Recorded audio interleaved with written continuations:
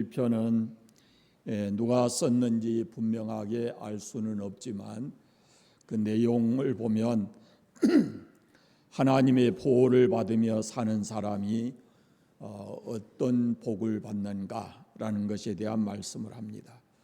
누가 쓴지 모르지만 특별히 하나님의 특별한 은혜를 경험한 사람이 썼다라고 생각이 됩니다. 1절 말씀 보시면 지존자의 은밀한 곳에 거주하며 전능자의 그늘 아래 사는 자여 그랬습니다. 시편 37편에 이런 말씀이 있어요.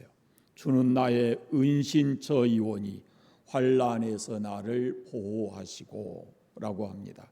여기 은밀한 곳, 1절의 은밀한 곳과 은신처, 이것은 같은 의미가 있는데 숨는 곳, 위험을 피해서 숨는 곳, 그런 의미가 있습니다. 안전한 곳, 누구도 해치지 못할 곳, 그런 의미입니다. 그리고 지존자라고 하는 것이 1절에 나오는데요. 그리고 뒷부분에 보면 전능자 이런 표현도 있고 또 주 이런 표현도 있습니다. 시편 32편에 주는 나의 피난처, 그 주 같은 의미의 말씀입니다. 그 말을 가리키는 것은 하나님을 가리키는 겁니다. 그러니까 하나님을 자기 보호자로 삼고 사는 사람은 안전하다라는 겁니다. 하나님을 피난처로 삼고 살 때 안전하고 평안함을 누릴 수 있다라는 거죠. 하나님은 우리의 산성이시고 요새고 피할 바이시고 피난처이시고 안전지대입니다. 이것이 시편의 많은 시인들이 고백한 그런 내용들입니다. 하늘에 먹구름이 끼고 비바람이 몰아쳐서 거센 물결이 세차게 일어나도 주님은 우리를 그 품에 품어주시고 우리가 감당하지 못할 시험을 만나도 주님은 이미 우리를 위해서 피할 길을 만들어 놓고 계십니다. 우리로 하여금 이것은 주 안에서 안전하고 평안케 하신다라고 말씀합니다. 시편 121편에 여호와는 너를 지키시는 자라 낮의 해가 너를 상치 못하고 밤의 달도 너를 해치지 못하리로다 라고 말씀합니다. 하나님 우리의 영원한 피난처이실 뿐만 아니라 우리를 지켜주시는 분이다 라고 말씀합니다. 2절을 보십시오. 나는 여호와를 향하여 말하기를 그는 나의 피난처요 나의 요새요 내가 의리하는 하나님이라 하리니 그럽니다. 세상 사람은 뭐라 해도 나는 여호와를 향하여 말할 수 있다. 그는 나의 피난처이시다 라고 말합니다. 세상 사람들의 피난처는 무엇일까요? 그리스도를 믿는 우리는 하나님이 나의 피난처입니다 라고 말할 수 있는데 하나님을 믿지 않는 세상 사람들은 피난처가 뭘 것 같습니까? 우상을 피난처 삼습니다. 예를 들어서 구슬한다든지 점을한다든지 또 집에나 몸에 부적을 가지고 다닌다든지 하는 이것이 자기를 지켜줄 것이다. 이 가정을 지켜줄 것이다. 이렇게 생각을 하는 거예요. 쉽게 얘기해서 그 부적을 사람들이 몸에 지니고 다니거든요. 효과가 뭐가 있을까요? 효과가 있어요? 안 해봐서 몰라요. 그러고 답 좀 해보시오. 해보셨어요? 해보시니까 효과가 있어요? 부적을 몸에 지니고 다닌다든지 집에 들어갈 때 어디다 이렇게 붙여 놓는다든지 하는 것은 마귀나 귀신이 그걸 보고 도망가라고 그래서 우리가 너희들한테 해꾸지 당하지 않고 평안하게 살게 해달라고 하는 겁니다. 근데 생각해 보세요. 그 예수님 말씀하신 대로 귀신이 귀신을 내쫓는 격이다. 그러면 그 나라가 서겠어요? 귀신을 내쫓고 평안히 살 수 있게 하는 것은 오직 주 예수님밖에 없습니다. 그리스도인도 평화를 원합니다. 그러나 그리스도인들이 평화를 원하는 평화는 세상 사람들이 원하는 것과 같지 않습니다. 우리가 익히 잘 아는 대로 예수님께서 십자가 지시기 전에도 내가 너희에게 평안을 준다, 세상에 줄 수 없는 평안을 준다라고 말씀하셨고, 그리고 예수님이 죽은 자 가운데서 부활하셨을 때 제자들이 온갖 두려움에 쌓여 있었는데 그들을 찾아가셔서 예수님께서 너희에게 평강이 있을지어다 라고 말씀합니다. 우리가 그리스도 안에서 누리는 그 평강은 세상이 주는 것 같지 않다라고 말씀합니다. 주님은 우리의 피난처이십니다. 세상의 신들은 결국 우리를 죽이고 멸망시키는 것이지만 하나님은 우리에게 생명을 주시고 삶을 풍요롭게 하실 뿐만 아니라 그렇게 택함받은 주의 백성들이 위험에 처할 때 그들을 안전하게 하시고 피난처가 되어주신다라는 말씀입니다. 그래서 여기에 주님이 나의 피난처요 나의 요새요 내가 의리하는 하나님이라 그랬습니다. 시편 23편에 다이신 여호와는 나의 목자시니 내게 부족함이 없으리로다 라고 말씀합니다. 여호와께서 우리의 목자가 되실 때, 우리가 여호와를 나의 목자로 삼을 때 그분은 목자이신 그분은 우리를 지켜낼 책임이 있는 겁니다. 하나님이 나의 피난처, 나의 요새, 나의 의뢰하는 하나님이라 그렇게 고백할 때 바로 그는 하나님을 자기의 목자로 삼는 겁니다. 우리가 하나님을 나의 목자로 여기지 않으면서 하나님께서 나의 피난처고 요새고 그렇게 말하는 것은 옳지 않습니다. 시편 18편에 여호와는 나의 반석이시오 나의 요새시오 나를 건지시는 이시오 나의 하나님이시오 나의 피할 바이시오 나의 방패시오 나의 구원의 뿌리시오 나의 산성이로다. 여러분 성경을 시편을 자주 보시면요, 다윗뿐만 아니라 이 시편을 기록한 여러 저자들이 이와 같은 말씀을 하거든요. 하나님 나의 피난처다, 나의 요새다, 반석이다, 뭐 이런 말씀들을 참 많이 하세요. 이런 것들이 무엇입니까? 하나님과 나와의 관계를 얘기하는 것이잖아요. 하나님과 전혀 관계없는 무관한 사람들에게 하나님께서 그들의 피난처가 되어 주실 리가 없어요. 예를 들어서 부모가 나이 들었다고 해서 아무 사람에게나 사랑을 주고 그러는 거 아니거든요. 여호와를 자기 하나님으로 삼는 사람은 안전합니다. 여호와를 나의 목자로 삼으면 하나님께서 우리를 안전하게 지키셔서 우리의 피난처가 되시고 요새가 되어주신다라는 말씀입니다. 믿음이 뭐냐? 나를 지키실 수 있고 나의 요새가 될 수 있는 그 하나님을 내가 전적으로 의뢰하는 겁니다. 믿음의 대상인 하나님을 전적으로 의뢰하는 것입니다. 근데 우리가 안타까운 우리 한국교회의 실정을 보면은 많은 사람이 믿고 또 열심도 있지만은 결정적인 순간에 가서 하나님을 의뢰하지 않는다라는 그런 말씀이에요. 자기 자신을 온전히 하나님께 맡기지 않고 그냥 자기가 가지고 있다라는 겁니다. 제가 얼마 전에 책을 보면서 닭하고 돼지하고 이렇게 같이 있는데 어떻게 해야 사람들에게 유익을 줄 수 있을 것인가 이런 생각을 해요. 서로 대화. 닭이 그럽니다. 날마다 우리가 사람들에게 달걀 하나와 햄을 주면 되겠다 그래요. 달걀 하나하고 햄하고 무슨 의미인지 알겠어요? 그러니까 돼지가 성질 났어요. 성질 나서 뭐라 그러냐면, 야, 너는 잠깐 앉아서 힘 한번 주면 달걀 나오지만 내가 햄이 되려면 목숨을 내놓아야 돼. 그렇게 얘기했어요. 그 글을 쓴 분이 나중에 뭔 얘기를 하냐면은 우리가 그리스도를 위해서 한 부분만을 내놓은 것은 그것은 진정한 신앙이 아니다라는 거죠.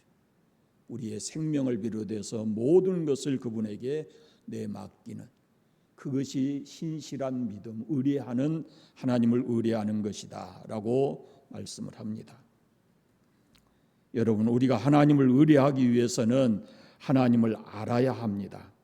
사도 바울이 이렇게 말합니다. 이 복음을 위하여 내가 고난을 받되 부끄러워하거나 두려워하지 아니하는 것은 내가 의뢰한 자를 내가 알고 또 나의 연약한 것을 그날까지 그가 능히 지키실 줄을 확신한다라고 말씀해요.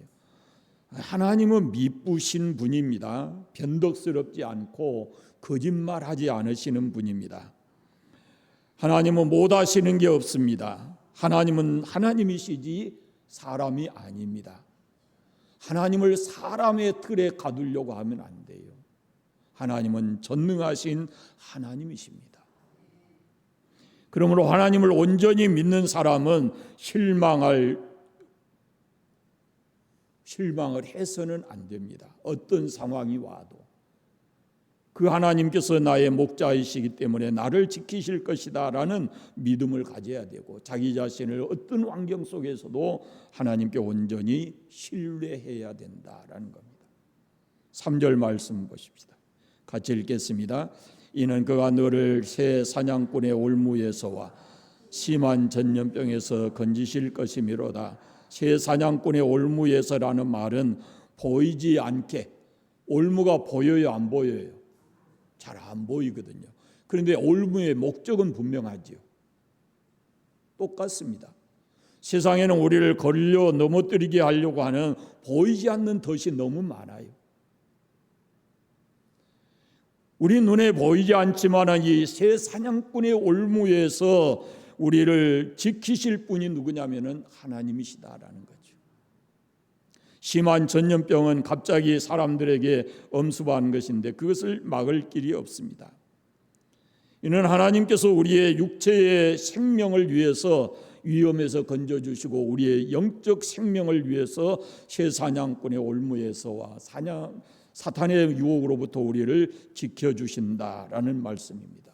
하나님은 우리의 육체적인 이 모습만이 아니고 우리의 영적인 모든 부분까지 우리를 지켜주시는 분입니다. 4절 말씀 봅니다. 그가 너를 그 깃으로 덮으시리니 내가 그의 날개 아래에 피하리로다. 그의 진실함은 방패와 손방패가 되시나니. 아멘. 악인이 아무리 악독한 혀를 가지고 성도들을 해하려 할지라도 하나님은 그 깃으로 덮듯이 우리를 보호하신다 그랬어요. 그 깃으로 덮듯이 포근함과 동시에 안전함을 의미하는 겁니다. 이 그 깃으로 덮는다는 표현 그 다음에 보면 이런 게 있어요. 암탉이 병아리를 그 날개 아래 모음 같다라는 말씀을 예수님께서 마태복음에서 하셨어요. 바로 그것이 깃으로 덮는 거예요. 암탉이 자연적인 본능으로 그 병아리를 보호할 뿐만 아니고 위험할 때가 되면은 자기의 보호 아래 이 날개 아래로 품습니다. 그들은 안전히 보호할 뿐만 아니라 그 엄마의 품 속에서 그 위험을 잊어버리고 따뜻함을 느낀다라는 것이죠. 하나님께서 그 백성들을 이렇게 그 날개의 깃으로 덮으신다라고 말씀합니다. 위험으로부터 우리를 안전하게 하실 뿐만 아니라 하나님의 그 크신 은혜와 능력을 힘입고 살아가도록.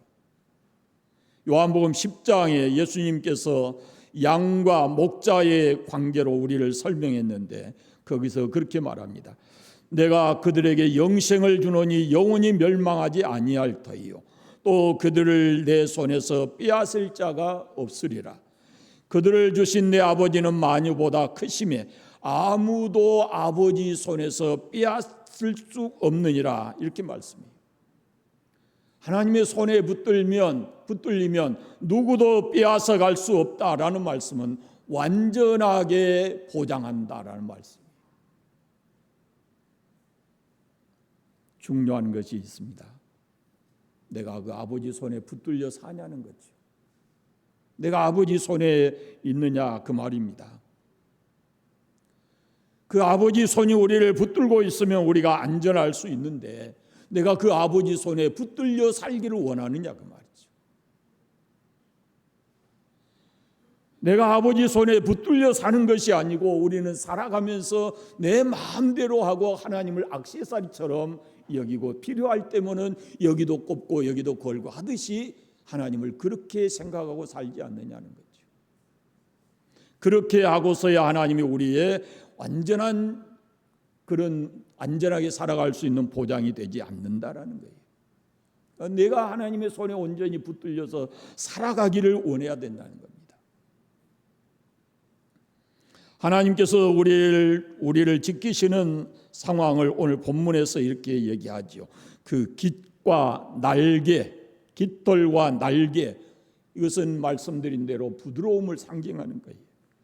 그러나 그 다음 말씀 보면은 그의 진실함은 방패요, 손방패가 되신다 그럽니다.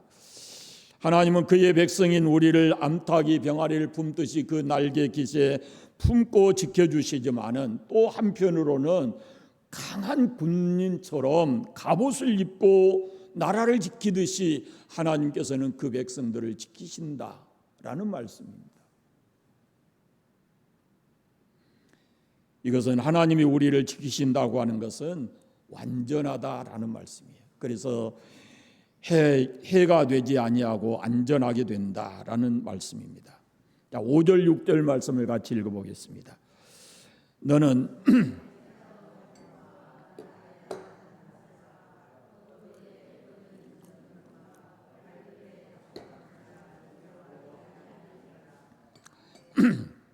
하나님은 밤낮으로 우리를 지켜주십니다. 다윗이 말한 대로 하나님을 목자로 삼고 하나님의 인도하심을 받은 양일지라도 시편 23편에 보면은 사망의 음침한 골짜기를 다닐 때가 있다 그럽니다. 두려움의 골짜기, 어둠의 골짜기를 다닐 때가 있습니다. 깜깜해서 아무것도 보이지 않는 칠흑 같은 밤이 하나님을 목자로 삼고 사는 사람의 삶에도 있을 수 있다라는 겁니다. 그러나 두려워하지 않습니다. 왜? 그 하나님의 손에 주의 지팡이와 막대기, 그것으로 우리를 안위해 주시기 때문에 우리가 신앙적으로 이런 체험이 좀 있으면 좋겠어요. 지금도 내가 하나님이 나를 지키고 계시는구나. 하나님을 믿고 하나님을 따르고 하나님의 보호를 받는 사람도 어려움 당하고 풍파가 있고 어두운 밤이 있고 낮에 우리를 겨누는 화살이 있고 어두울 때 전염병이 있고 밝을 때는 재앙도 있다라고 했어요. 그러나 두려워하지 않습니다. 왜? 하나님이 우리와 함께 계시고 우리를 지켜주실 것이기 때문에. 우리가 복음서 보면은 예수님께서 제자들과 함께 갈릴리 바다를 갑니다. 밤중에. 그런데 예수님께서 너무 피곤하셔서 고물에서 배 뒷모래에서 주무시고 계셨죠. 갈릴리 북쪽에 헬몬산이 있는데 2814m 정도 됩니다.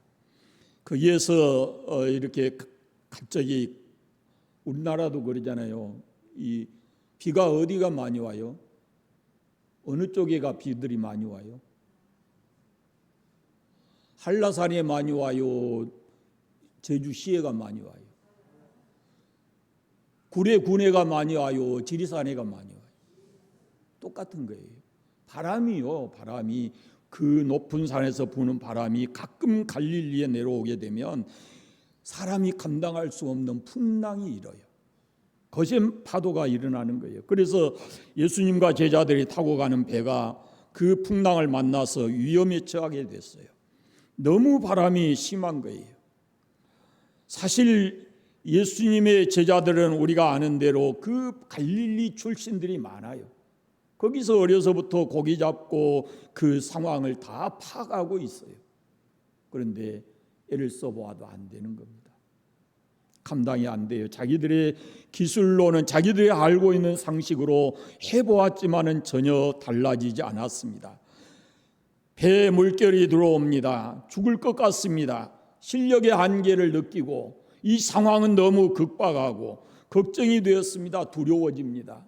그때 고물에서 주무시고 계시는 예수님을 깨웁니다. 선생님, 우리가 죽게 되었습니다. 예수님께서 일어나서 바람과 바다를 잔잔하게 하시고 제자들에게 말씀하십니다. 믿음이 적은 자들아, 왜 의심하였느냐? 풍랑 만날 수 있습니다.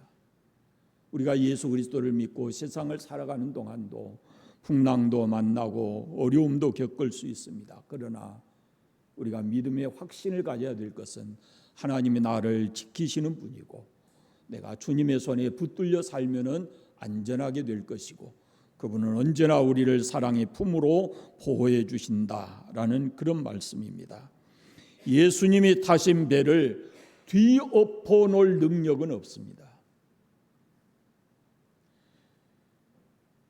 고린도후서에 보면은 우리가 하나님을 믿는 보배로운 믿음을 가졌다 해도 우겨 싸움도 당하고 답답한 일도 당하고 박해도 당하고 거꾸로뜨림도 당한다 그랬어요. 그러나 절대로 망하지 않습니다. 절대로 그 인생을 실패하지 않습니다. 왜? 주님이 우리와 함께 계시기 때문이에요. 예수님께서 말씀합니다.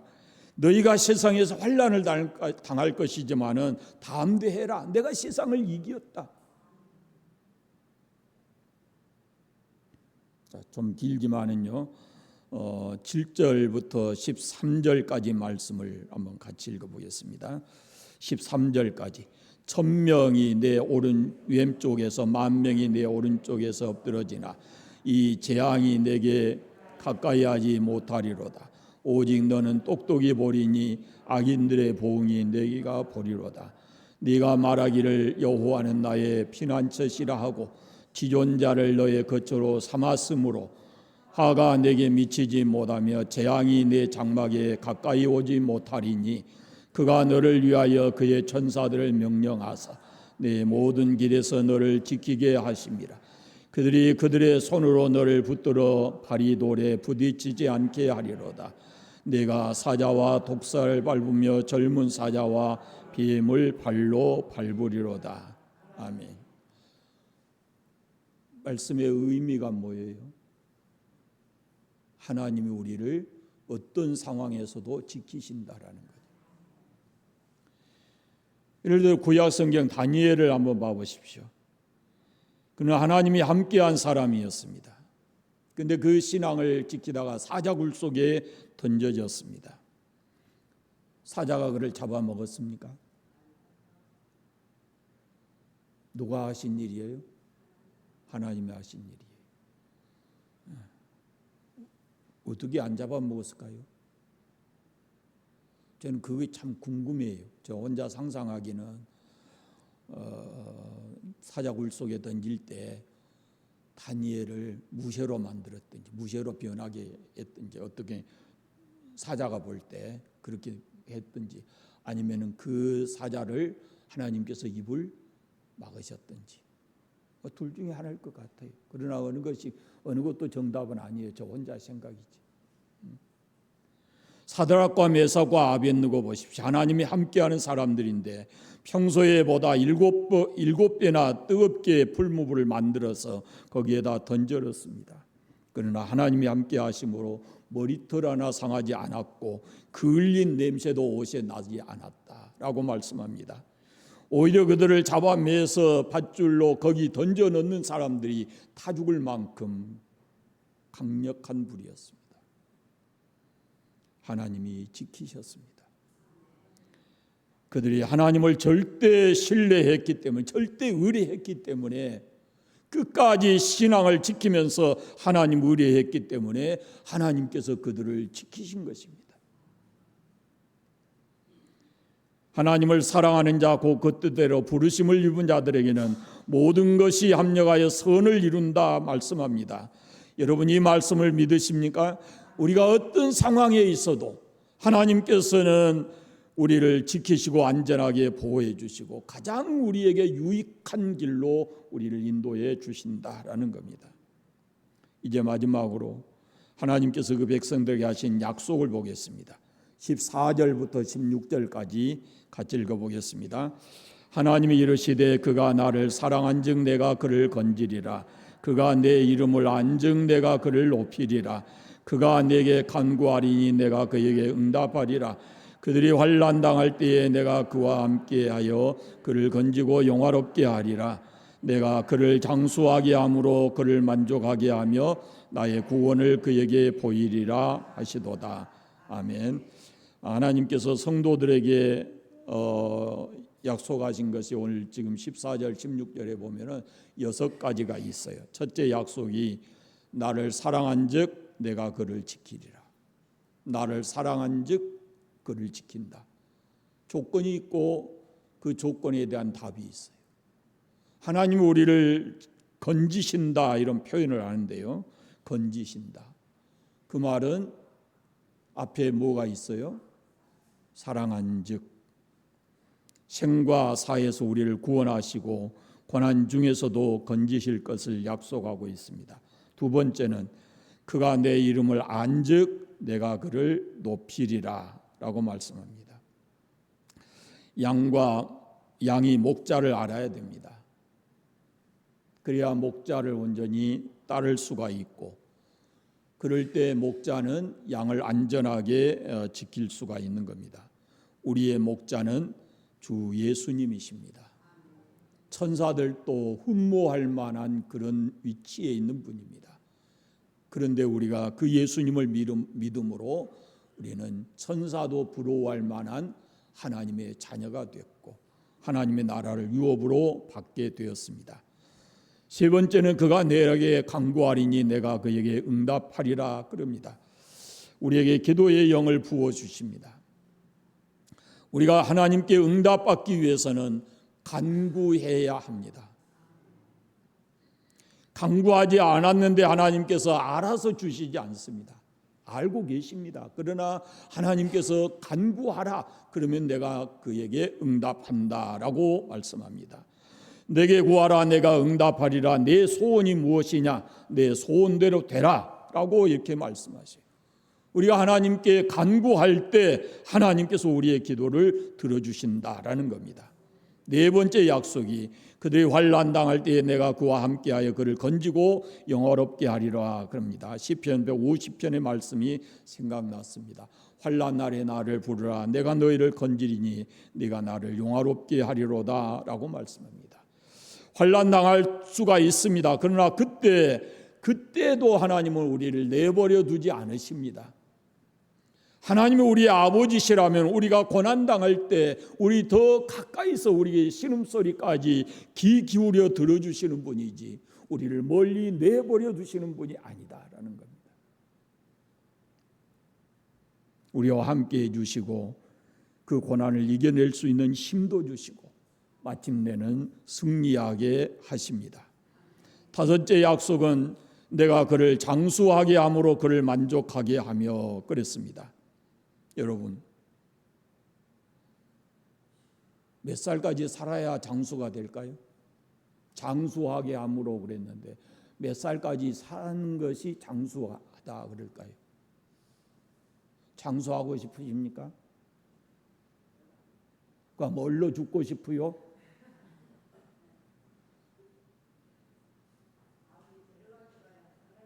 네. 그 장수를 누가 준다고요?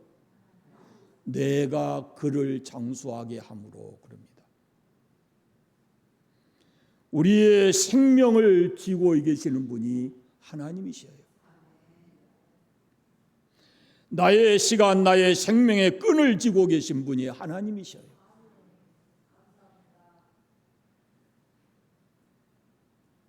저는 장수를 단순히 오래 사는 것으로 생각하지 않습니다.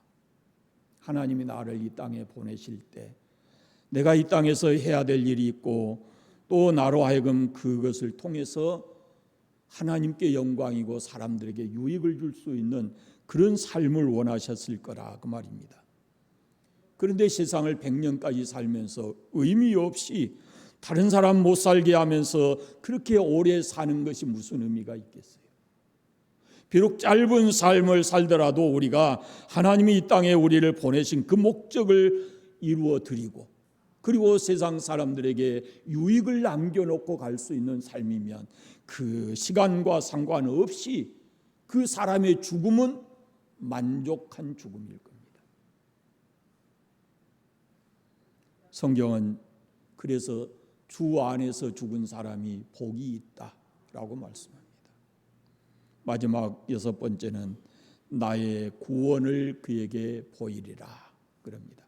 우리가 이 땅에서 하나님의 많은 약속을 받는다 할지라도 이 마지막 6번째 약속이 없으면 다 꽝입니다. 하나님 우리에게 진정한 약속을 하시는 것은 우리를 구원해 주신다라는 약속입니다. 사랑하는 여러분, 이 말씀을 곰곰이 읽어보시고 이 6가지 약속이 우리의 삶에 이루어지기를 기도하시기를 원합니다. 우리를 건져주시고 높여주시고 우리 기도에 응답해 주시고 환난 때에 함께해 주시고 장수함으로 우리를 만족하게 하시고, 그리고 이 땅의 삶이 시간이 끝나게 되면은 영광스러운 나라에서 영원히 살게 해주시는 구원의 약속, 그 약속들을 붙들고 이 약속이 여러분의 삶에 꼭 이루어지도록 그렇게 삶을 살아가는 우리 여러분들 되시기를 바랍니다. 기도하겠습니다. 하나님 감사합니다. 참 부족하고 연약한 우리를 하나님의 자녀로, 하나님의 것으로 불러주시고, 부족하고 연약해서 넘어지고 또 인생의 여러 가지 어려움을 겪을 때도 하나님께서 우리를 강한 손으로 붙드시고 품에 품어주시고 안전하게 해주신 것을 감사합니다. 여기까지도 임마누엘을 해주셨거니와 앞으로 남은 우리의 삶 속에도 하나님께서 임마누엘을 주셔서 늘 하나님이 나와 함께 계심을 느끼고 체험하며 살아갈 수 있는 저희들 되게 하여 주시기를 원하옵고 기도합니다. 오늘 말씀 속에 있는 6가지 약속이 우리 모든 성도들의 삶 속에 이루어지게 해 주시기를 원합니다. 어려움 당할 때 건져주시고 언제나 그리스도인으로서 우리를 높여주시고 우리가 기도할 때 응답해 주시고 환난 당할 때 우리와 함께 해주시고 장수함으로 만족하게 하시고 마침내는 우리가 하나님의 구원의 은혜를 힘입어서 영광의 나라에서 영원히 살아갈 수 있는 우리 모든 성도들 되게 하옵소서. 세상에 나가서도 자신감을 가지고 담대하게 살아갈 수 있도록 은혜 주시기를 간절히 원하옵고 예수님 이름으로 기도드립니다. 아멘.